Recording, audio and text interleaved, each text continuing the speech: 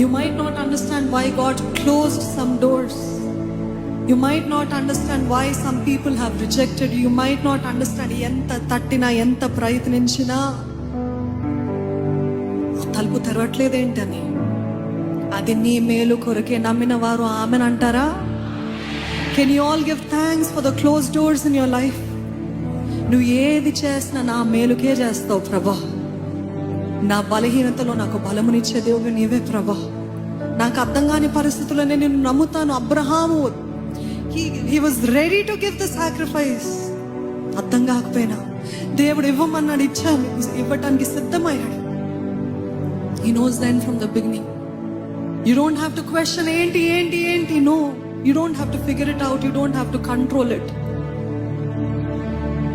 ప్రారంభం నుండి అంత మెరిగిన దేవుడు మన దేవుడు.